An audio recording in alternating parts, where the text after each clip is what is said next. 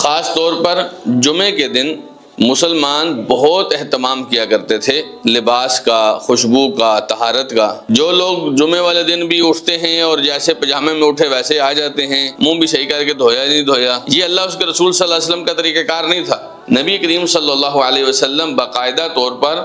جمعے والے دن سب سے عمدہ لباس پہنا کرتے تھے، کیونکہ جمعے میں عام دنوں سے زیادہ زیب و زینت اختیار کی جاتی ہے۔ اسی طریقے سے جب مہمان آپ کے پاس آئیں تو مہمانوں کے ساتھ ایسے ہی نہیں گھر میں جیسے آپ نے کپڑے پہنے ویسے مل لیں،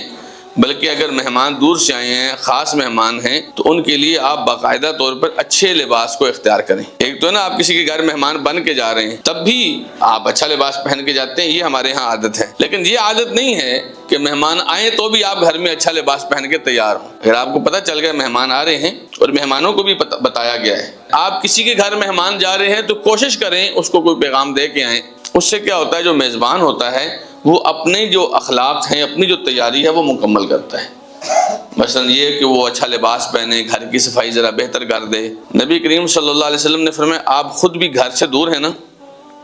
آپ گھر سے دور ہیں، آپ کراچی گئے ہیں، آپ عمرے پہ گئے ہیں، آپ باہر گئے ہیں کہیں پہ، 2-3 دن ہو گئے آپ نہیں آئے، آپ نے فرمایا رات کو اچانک گھر میں حملہ نہ کرو بلکہ بتا کے آؤ۔ تو نبی کریم صلی اللہ علیہ وسلم ان دونوں معاملات کا خیال کرتے تھے۔ جب جمعہ پڑھاتے تھے، اب جمعے کے لیے نبی کریم صلی اللہ علیہ وسلم کا ایک خاص طور پر سرخ رنگ کا جوڑا ہوتا تھا، وہ حرام نہیں ہے، صرف زعفرانی قسم کا، پیلا قسم کا ایک ایسا رنگ ہے جو پیلے اور سرخ کو ملا کے بنتا ہے، وہ مرد کے لیے حرام ہے۔ تو نبی کریم صلی اللہ علیہ وسلم ایک سرخ جوڑا تھا جو آپ جمعے والے دن پہنتے تھے،